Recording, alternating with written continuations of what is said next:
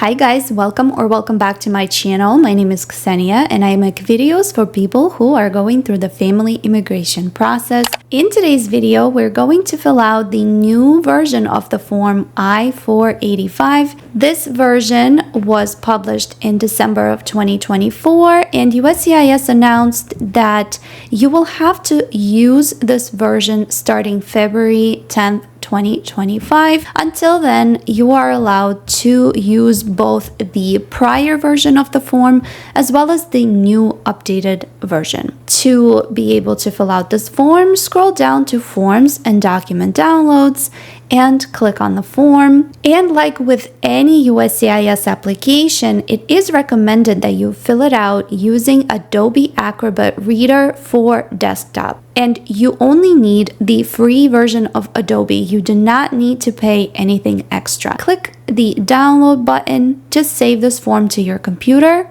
and then open this form using Adobe Acrobat. The new version of the form is of the following expiration date, and this is the edition date. Anytime you fill out USCIS applications, always make sure that the expiration and the edition dates match the USCIS site. This top part is for USCIS and attorney use only, so you do not need to touch this. If you're filling out these forms on your own, you will start here. In my personal preference, you should be typing these forms and then printing them. If you have an alien number, provide it here. If you are the kind of applicant who's had a prior immigration case, you may have an alien number, which you will type in here. And as you will notice, you're also required to provide your A number at the top of every page. And if you are filling this form using Adobe, it will automatically do that for you at the top of every page.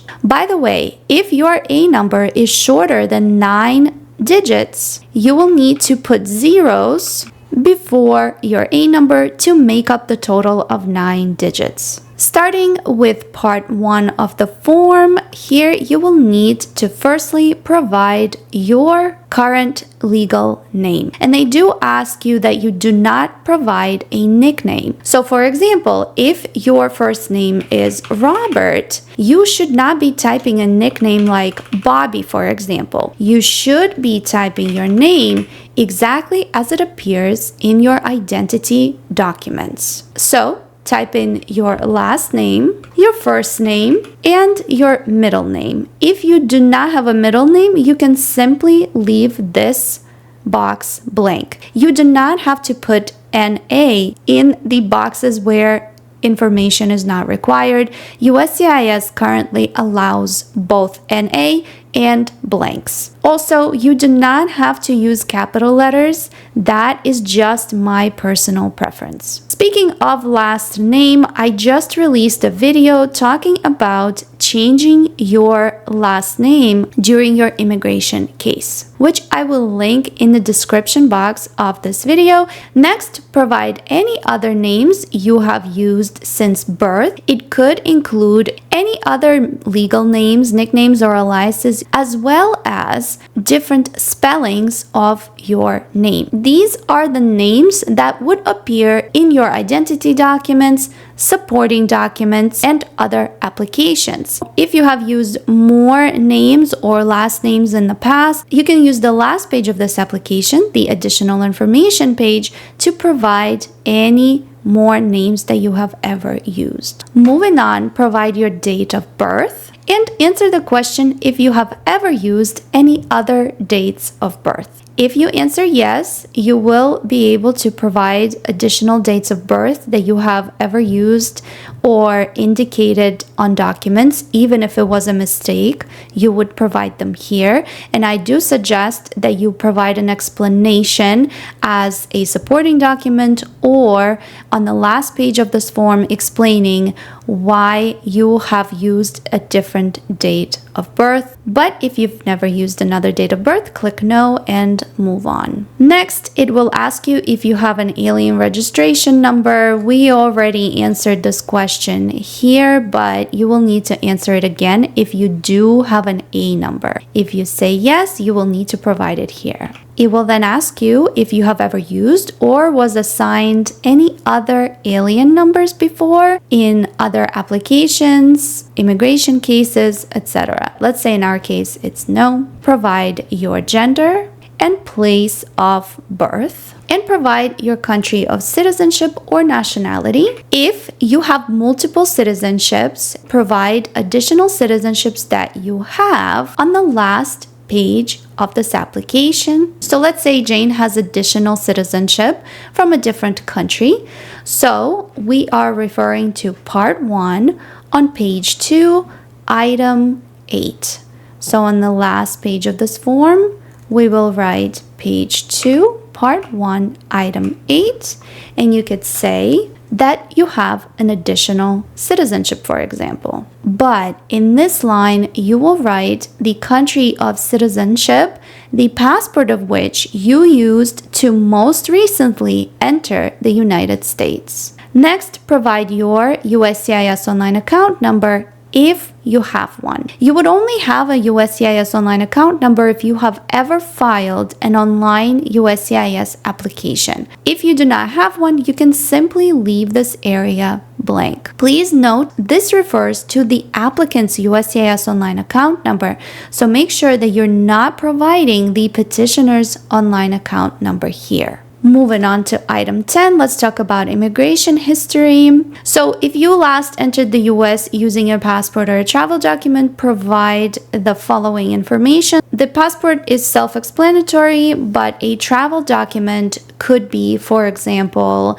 an advance parole document, a refugee travel document, a border crossing card, whatever you use to enter the United States, so provide the number here. Next, provide the expiration date of this passport or travel document and the country that last issued this travel document. Here, you are providing the information about the passport or the travel document that was used for your last entry to the United States, even if it is expired. So even if you overstayed your visa and you're applying for adjustment of status and the passport that you used to enter is already expired, you will need to indicate it here. Do not provide information about your updated passport if you've never used it to enter the United States. Next, provide the non-immigrant visa number issued during most recent arrival. Usually, the visa number is located on the bottom right corner of your visa page in red letters. Next, provide the date this visa was issued to you and your place and date of your last arrival to the United States. This does not mean your final destination. This is referring to the port of entry. Next, provide the status that you were in when you last or most recently arrived to the US. So if you arrived on a non-immigrant visa, a student visa, a tourist visa, worker visa, you will click this first box and how you were admitted to the United States. If you arrived on a visa waiver program, you can write waived through, or you can still write visitor because your visa waiver is still considered a visitor waiver. If you arrived as a parolee, so for example, you used a humanitarian parole, U4U, or even advanced parole, then you would click this box and write paroled. If you came without admission, you will check this box, and if you had any other type of arrival, you will click other. Moving on, upon your arrival, usually if you arrive as a non-immigrant, most arrivals will be given an I-94, which is your arrival departure record. This form is no longer given to you on paper. You will be able to access it online on the cbp.gov website. So type in the name exactly as it appears on your most recent I-94 and provide the I-94 number. Usually the I-94 number also includes a letter. Next, provide the expiration date of the authorized stay that is shown on the I-94. In most cases where you have a visitor visa, for example, that limit should be 6 months. In some cases, if you arrive on ESTA, it could be 60 days, for example. If you arrived as a student, however, your I-94, instead of an expiration date, might list DS. And that is exactly what you will write here. Next, provide the immigration status on the form I-94, which means the actual alphanumeric code that is written on your I-94. In this box, the form will not allow you to write the actual number that goes with the code of your class of admission. So you can either leave it like this, or you can write it in a black pen after printing. There are a couple of new questions in this new form. So this question asks if your last arrival, which means your most recent arrival, was the first time you were physically present in the United States. So you would answer either yes or no. You do not have to explain all your travels in this form, but you do need to provide the travel history that goes along with your I-94. Provide your current immigration status if it has changed since your last arrival. So if you are still in the same status that you indicated in these lines, then you can simply leave it blank. If your status changed, then here you will obviously write your current immigration status.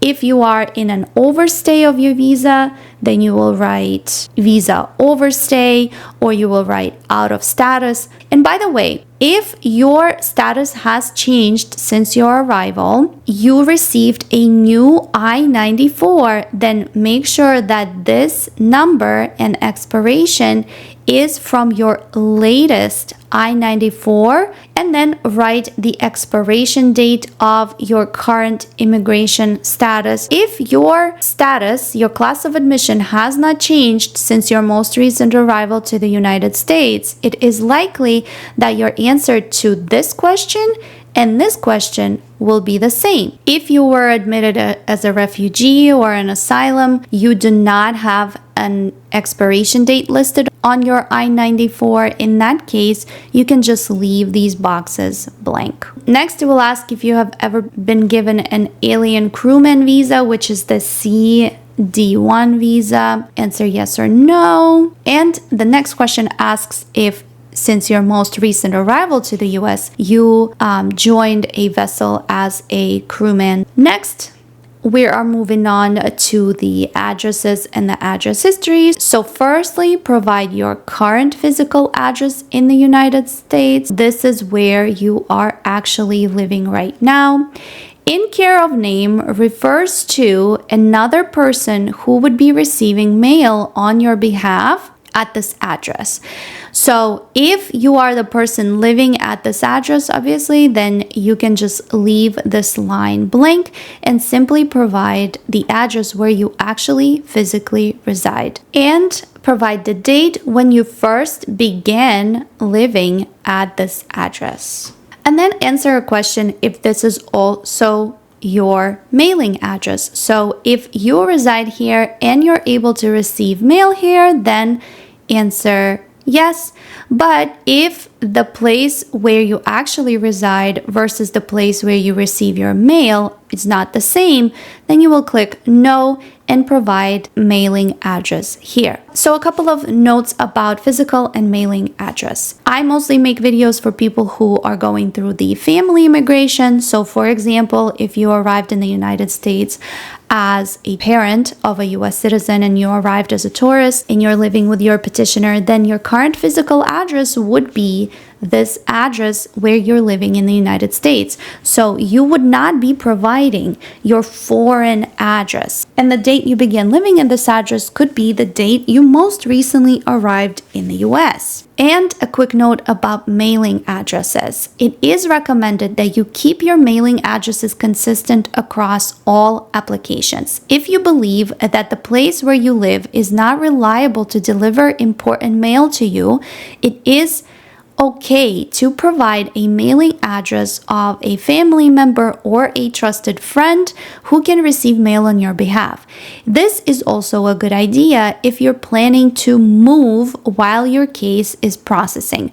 Although USCIS has been doing a lot better about changing your addresses online and updating your addresses across their systems, there are still mistakes that happen. So if you know that you will be moving during this process, I do recommend that you put in a mailing address of a friend or a family member who is not planning to go anywhere, who can receive important mail on your behalf. Next, you will be able to provide your history of addresses for the last 5 years. So this question asks if you have lived at this address that we have indicated in the current physical address for at least 5 years. If you have, then all you need to do is move on to the next question. But if this is not the only address where you have resided in the past 5 years, obviously we answered that we first started living here in January 2024, which means that we still have 4 more years of address history to cover, then you will obviously answer no and provide the address that was directly prior to your current physical address. And it can be either inside or outside the United States. Now, if this address covers your 5-year history, then that is all you have to do. But if this address does not cover the entirety of your 5-year history, you will need to provide your additional addresses in part 14, so on the last page of this application. So this is in reference to page 4, part 1. So if you have more addresses to add, you will go here and you will say page 4, part 1, item number 18, addresses. Prior address to, and provide the address here, as well as dates from and dates to when you have resided at this address. And if you are able to fit more additional prior addresses here, or if they do not fit in this box, you can continue typing in the following boxes. By the way, if you run out of space on this additional page, you can continue to make copies of this last page and add information on here and simply attach these additional copies of this last page to your application.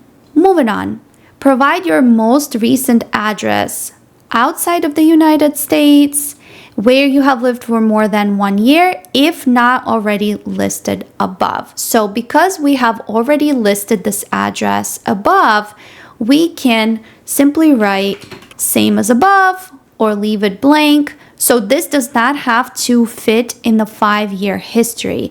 This can go beyond the 5-year history. The next section talks about social security card information. So if you have never been in the United States before and you don't have a social security number, you will simply answer no. And then they will ask you if you want the Social Security Administration to give you a new Social Security card. It is very important to have a Social Security number, so you should say yes to this question.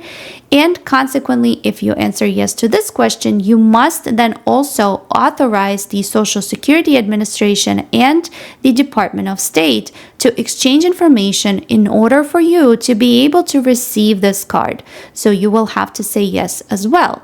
That way, you do not have to go to the Social Security office by yourself and apply for a card. You will get one with your entire green card application process. If you already have a Social Security number, so let's say, for example, you were working here or studying here and you did get a Social Security number, so type it in here. Your Social Security number stays the same your whole life. It is the only number that you will ever get. Everybody has only one Social Security number. Now, for those of you who already have a Social Security number, you can also answer if you would like to receive a new Social Security card. If you received a Social Security number with certain restrictions, for example, you can also answer yes to this question if you would like to receive a brand new unrestricted Social Security card. Your number will stay the same. They will just send you a new card. Obviously, if you answer yes to this question, then answer also yes to the next question.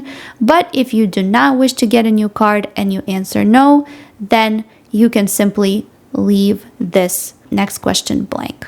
Moving on, it asks if you are applying for adjustment of status through the Immigration Review Office while being in removal or deportation or these proceedings, yes or no. Next, provide the receipt number of an underlying petition. So an underlying petition refers to I-129F, I-130, or I-140, for example. If you have already filed that petition before, you will type in the receipt number from that petition here. For example, you're doing family-based adjustment of status and your petitioner submitted the I-130 petition online. They should ideally have received the copy of that I-130 receipt notice immediately after filing that petition online, and that is where you will obtain that number. However, if you are filing both the I-130 and the I-485 applications by mail together, and you have not yet filed a petition before, then you can simply leave this blank. Same would apply for you if, for example, you are a diversity visa applicant, you do not have a petition underlying, so you can simply leave it blank. And the priority date on that petition is also listed somewhere in the top part of that receipt notice. Usually the priority date is the date when USCIS officially receives your application. Next, it will ask you if you're filing this form as a principal or a derivative applicant. If you have confusion about who is considered a principal applicant or a derivative applicant, you can look through the I-485 form instructions. In short, anyone who has their own I-130, I-140, or I-129F petition filed for them is considered a principal applicant. Anybody who is included as a child or a spouse on the same petition is considered a derivative applicant. If you are a spouse, a parent, a child of a U.S. citizen, and this U.S. citizen is required to file a separate petition for each of you, you are considered a principal applicant. But if, for example, an applicant is a child of someone who arrived here on a fiancé visa, then that child would be considered a derivative. So if you are a principal applicant with your own individual I-130, I-140, whatever petition, then you will just check this box and move forward to the category type. And you will only answer these questions if you are checking this box as a derivative applicant. But if you are a principal applicant, there is nothing else that you have to do in these lines. So in our case, Jane, for example, is a spouse of a U.S. citizen. So all she needs to check is this box and move forward. So next, you must select only one category which serves as the basis for your adjustment of status. There are many different boxes here for different types of applicants: family, employment, special applicants, asylees, special programs. In our case, we are a family-based applicant. So we will answer whatever box is our type of application. So Jane is a spouse of a U.S. citizen. And if you are a derivative applicant, so like we discussed above, if you are a child or a spouse of a principal applicant, then you will still need to select the application category that belongs to the principal applicant. Anyone who is a derivative applicant must still file a separate Form I-485 to begin their own green card case. It is not enough for the principal applicant to only file one Form I-485. Any derivatives, even if they were included on the same petition initially, must still fill out a separate I-485 form. That is why these additional questions are included in this form. Selecting multiple boxes or selecting no boxes in the section will result in the rejection of your packet, and USCIS will ask you to refile the whole thing again. Move forward to question 4. If you selected family, employment, special, or diversity category, it is asking you if you're applying for adjustment of status based on the Section 245I of the Immigration and Nationality Act. Most applicants will answer no. I will post it on the screen as well as in the description box of this video, the link to the USCIS page that explains what this 245I INA section refers to. The next question asks if you are applying based on the Child Status Protection Act. This question refers to children whose green card case may be started before they were 21 and they turned 21 in the process, and this act kind of protects their age to prevent them from aging out. Moving on to part 3. This is a very important section as it talks about the affidavit of support requirement. This is a new section that was added with this form asking if you are exempt from filing an affidavit of support. In 99% of cases for family-based applicants, the affidavit of support is a required form. So you will most likely have to file the form I-864. There are very few exceptions for family-based applicants who do not have to file an affidavit of support. Before this form was released, there was a special form called I-864W that requested this kind of exemption. With this new edition of I-485, you no longer have to file that special exemption form. Instead, you only need to answer questions directly in this new Form I-485. So it just reduces paperwork for you.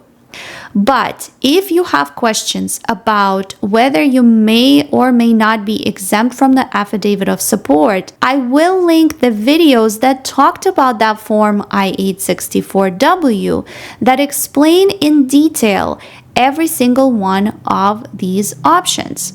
Again, that is for people who believe they may be exempt. Now, in most cases, as a family-based applicant, like I explained earlier, you will have to file the Form I-864. You will click the option 1F. Now, if you are a kind of applicant who is in a special category like maybe diversity visa, asylum, etc., even employment where you're not required to file an affidavit of support, then you will select an option 1E. Moving on, provide the additional information about yourself. Have you ever applied for an immigrant visa at a U.S. embassy or consulate overseas? So this is asking if you have ever filled out and submitted the form DS-260. If you have never applied for a green card through consular process before, answer no. But if you have filed and submitted the form DS-260 before through the SEAC account, then you would answer yes and provide the following information. This does not refer to if somebody previously filed a petition for you. If somebody filed a petition for you in the past and it was transferred to a consulate overseas, but you never actually continued the green card application process, you will answer no in that situation. Moving on. It asks if you have ever previously applied for permanent residence in the United States. So that means that if you have ever filed I-485 in the past. And then it asks if you have ever held a lawful permanent resident status, which was then rescinded. Answer yes or no. So for instance, maybe you had been a permanent resident many years ago, and then you abandoned your permanent resident status. Moving on.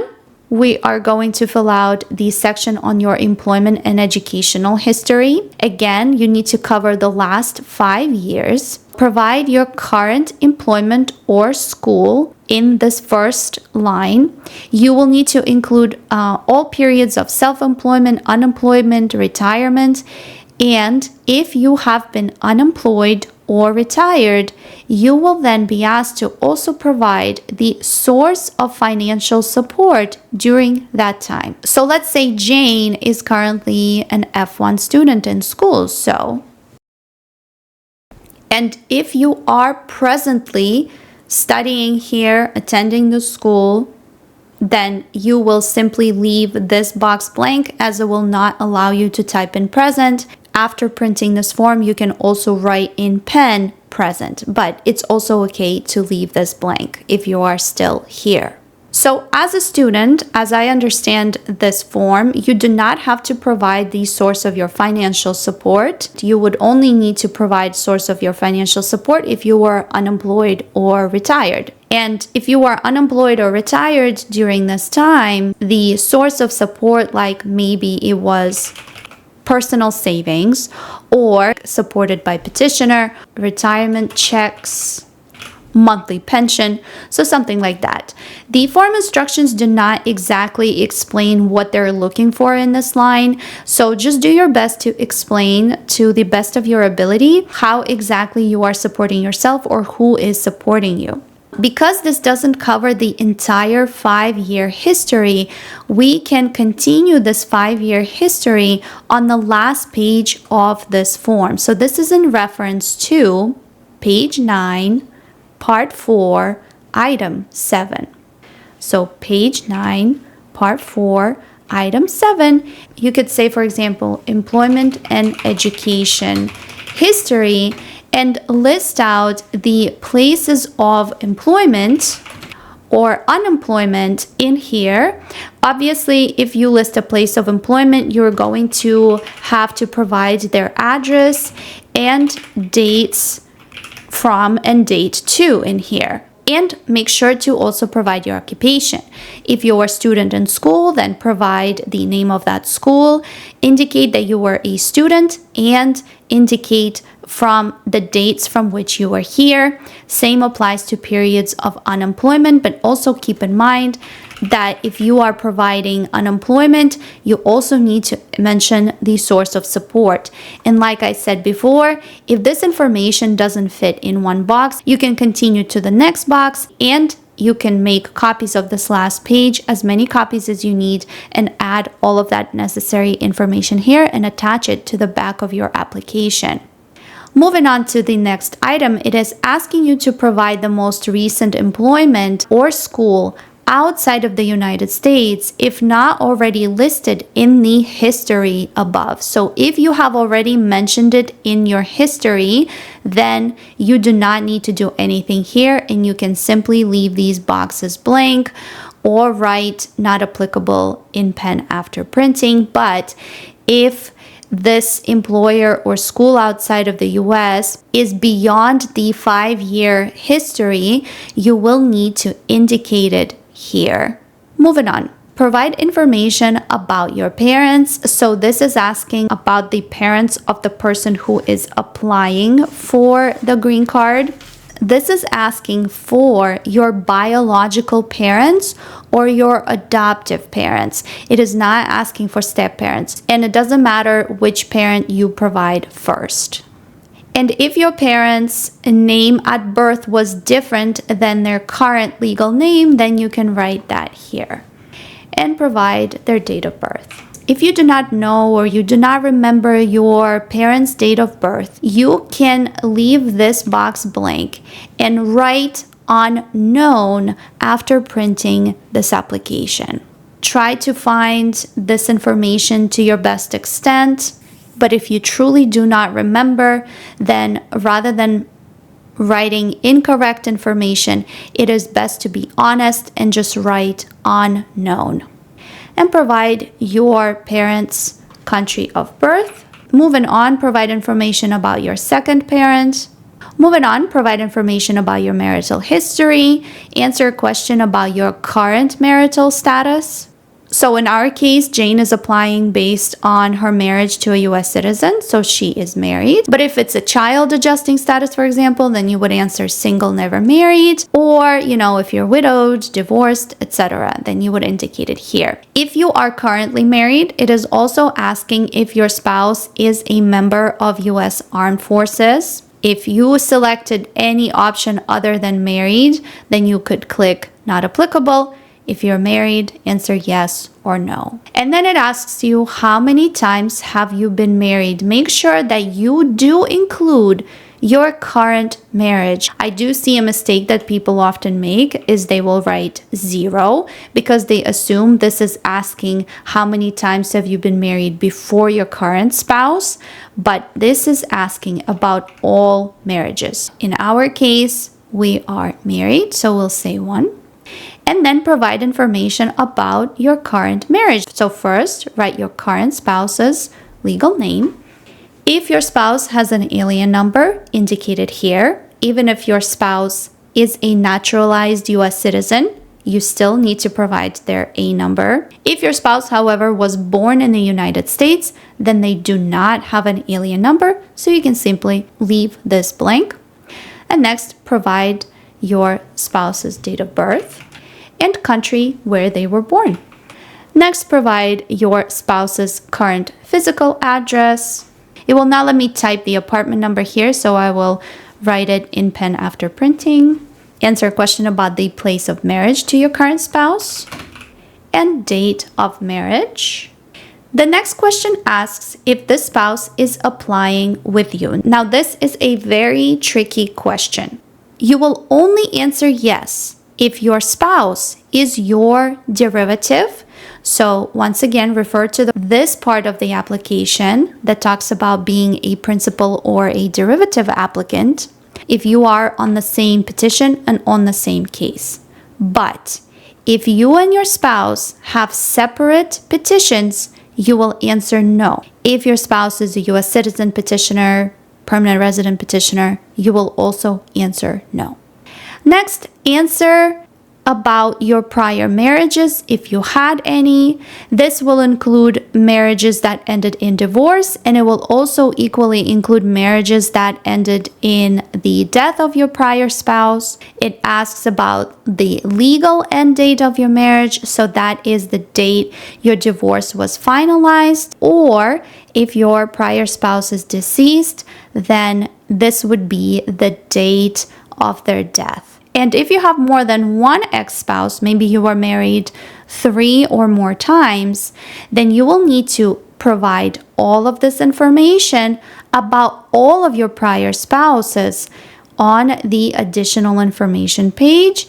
And once again, make sure that all of this information is mentioned. Moving on, provide information about your children. Now, they make it very clear that you need to include information about all living children anywhere in the world.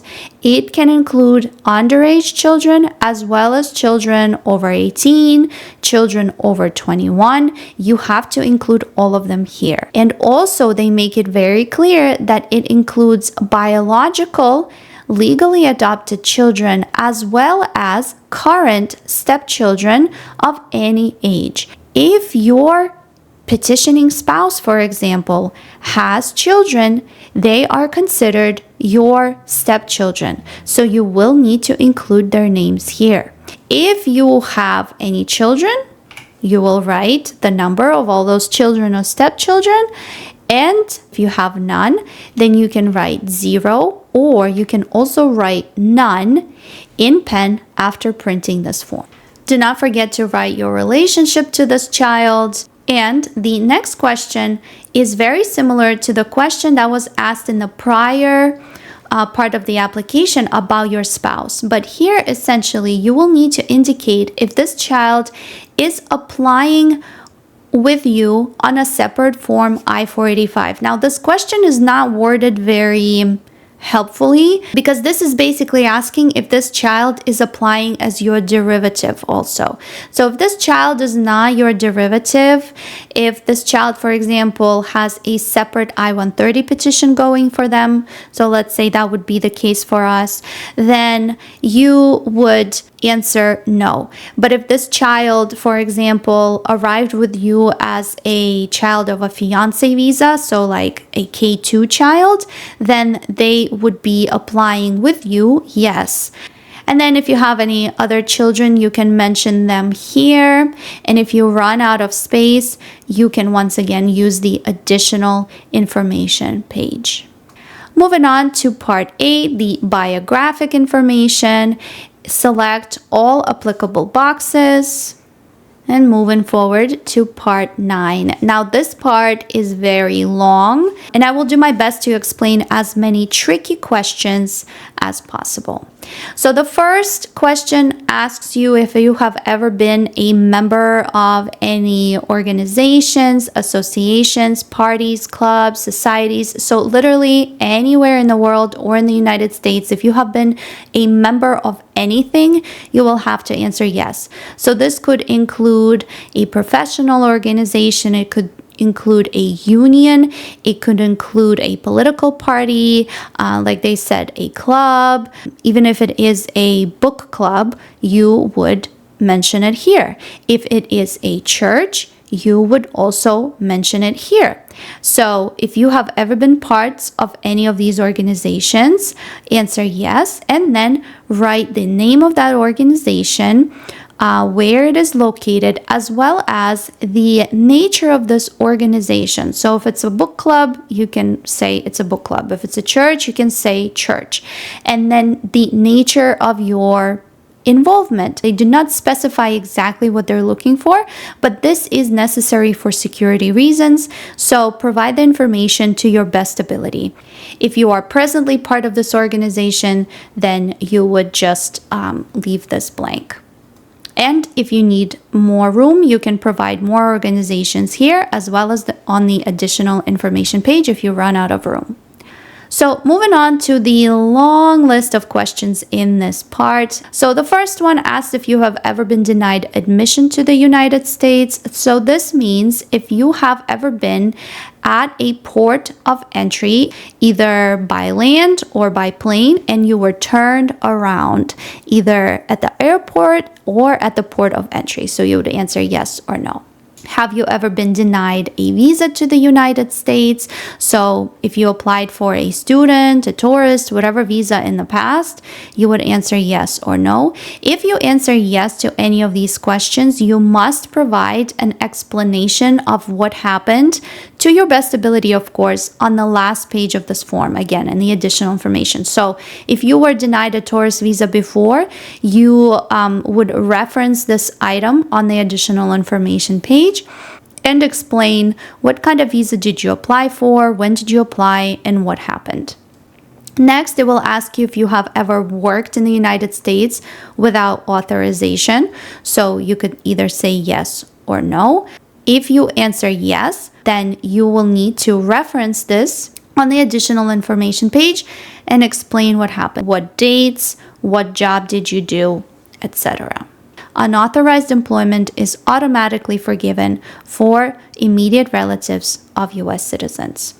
Have you ever violated terms and conditions of your non-immigrant status? Again, answer yes or no. If you answer yes, you would do what we just did by explaining it at the end of this form. So working without authorization, if you answer yes to this, then it will automatically be violation of your non-immigrant status. So you would then also have to answer yes to this question. So keep that in mind. In addition, things like visa overstay is also considered a violation of your non-immigrant status. Next, answer if you have ever been in removal, deportation proceedings, etc. If you have ever had a final order of deportation or removal issued to you. Have you had any orders of deportation reinstated?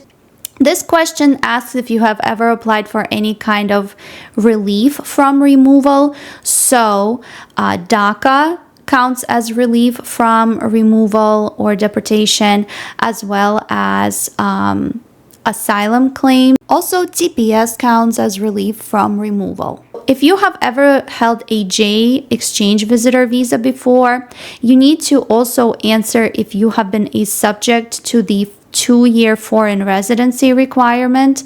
So not every J visa holder is subject to 2-year foreign residency requirement, and you will need to look at your J visa page in your passport. It is also known as 212E requirement, so it will say whether or not you are subjected to it right on that visa page. So if you answered yes to this question, then you will then also need to answer questions 20 and 21. But since we answered no, we can skip these 2 questions. Moving on, this question asks if you have ever been cited, arrested, or charged.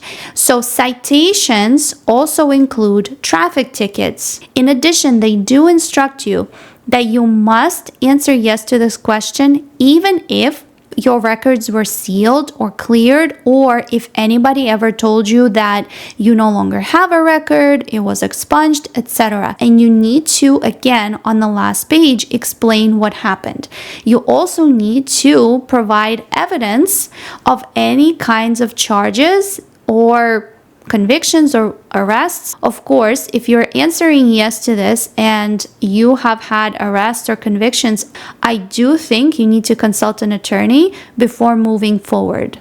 And just so you're aware, pleading guilty to certain crimes can also be a deportable offense. So you definitely do not want to do this by yourself if you had any kind of complications.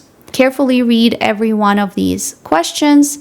Make sure that you're not answering questions that say, for example, if you answered yes. So if we answered no, we skip this question.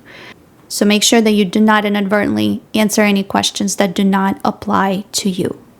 Now, this question could also be tricky, and it is asking about military training or weapons training.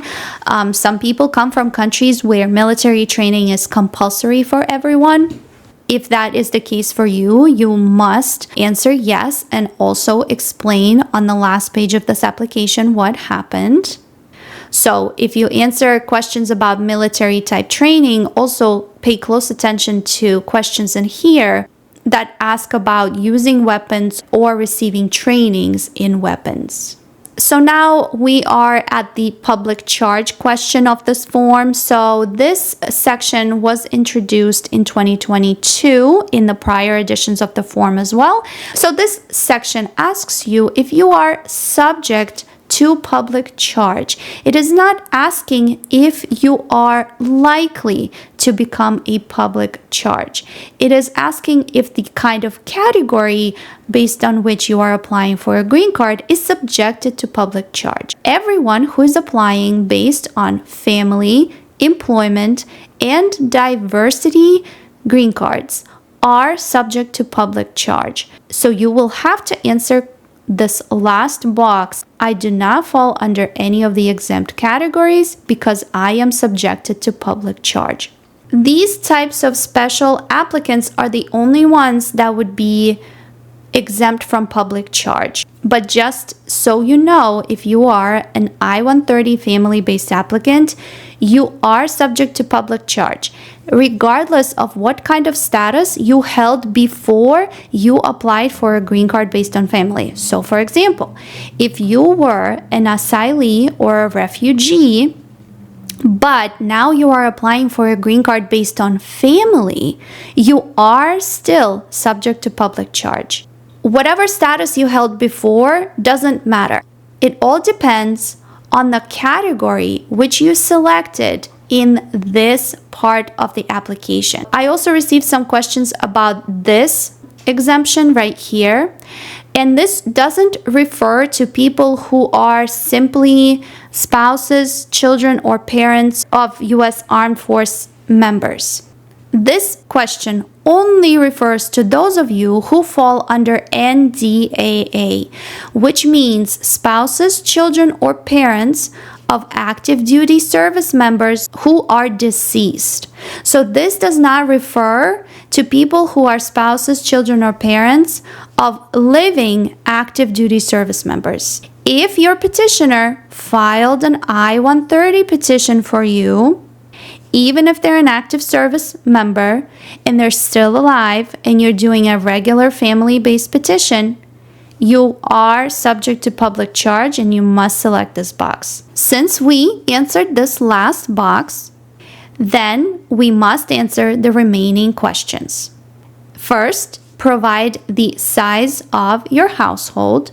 To see who you must count in the public charge section of the household size, review the Form I-485 instruction. Do not count anybody who is not asked to be counted in the form instructions. The household size in this form will not necessarily match the household size in your Affidavit of Support Form I-864. A frequent confusion that occurs here is, for example, if you are a parent of a U.S. citizen, you only need to count yourself, your spouse, and underage children. So because the petitioners are over the age 21, in order to be able to petition their parents, you will not count your petitioning son or daughter here, even though they are your petitioner. Unless, of course, they claim you on tax returns. Again, review the form instructions because you do not need to count anybody here who does not need to be counted. Next, provide your annual household income.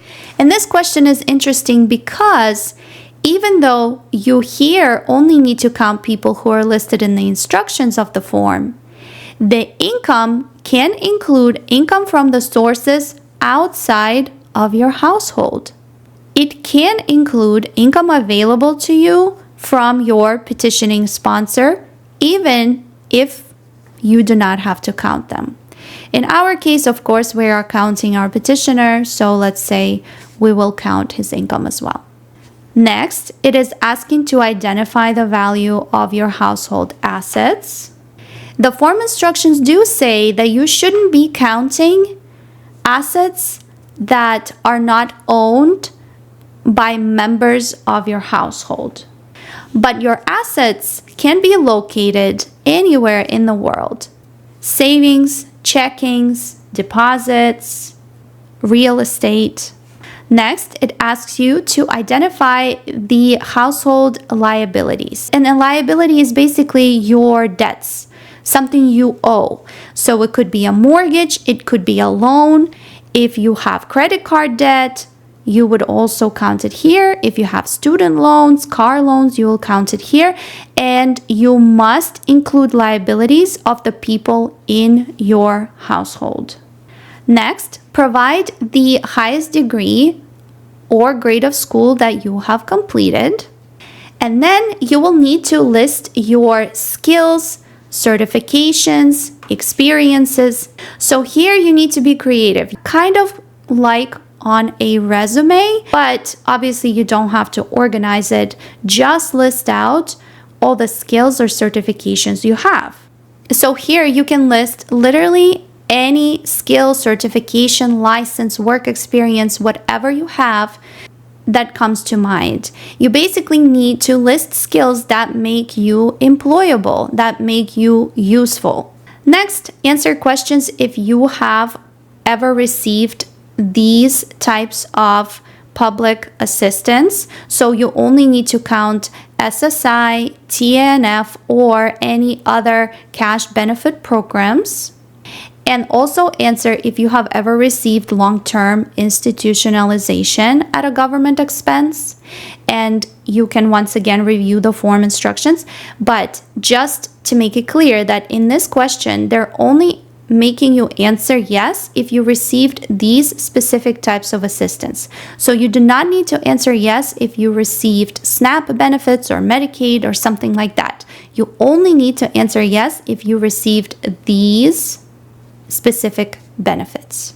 If you answered yes to any of these two questions, then you will need to answer the following two questions as to when you received the benefits and the dollar amount you received, etc. Or how long you have been institutionalized and for what.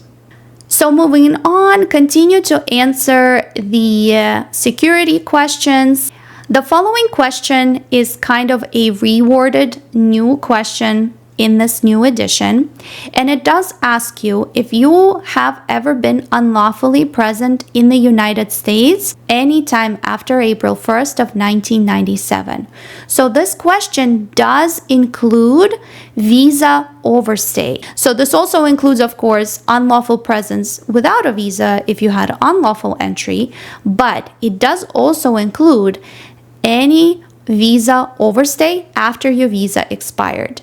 And if you answer yes, once again, you are going to have to scroll to the last page of this application and reference that page, part, and item number and provide the exact dates of that unlawful presence. So if you overstayed your I-94, your dates of unlawful presence will begin the day after the date listed on your I-94, and if you are currently in overstay, then you will write to present.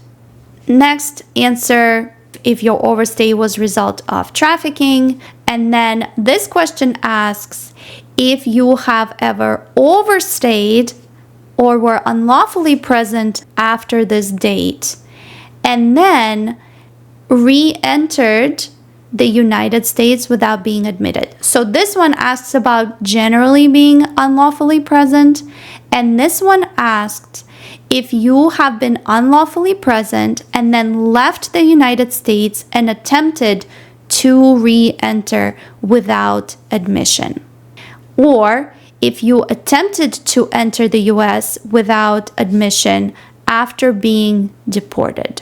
And then continue to answer the additional security questions. And finally, we are at the very last few parts of this application, which ask to provide your contact information as an applicant. If your daytime phone number is the same as mobile number, you can either repeat it or leave it blank, and provide your email if you have one.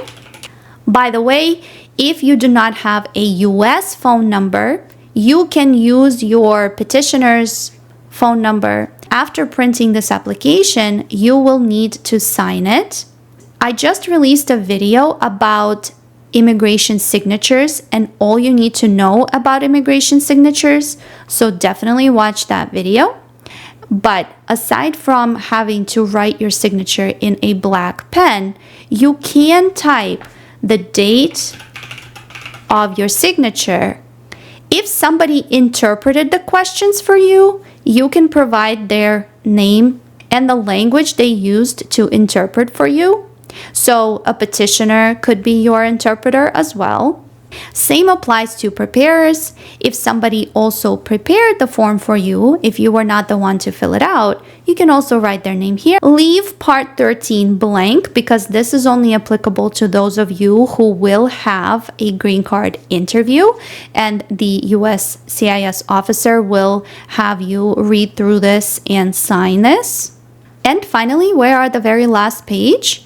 So I hope that I was able to guide you through this application and answer most of the questions that you may have. Please subscribe to this channel as it will be of great help.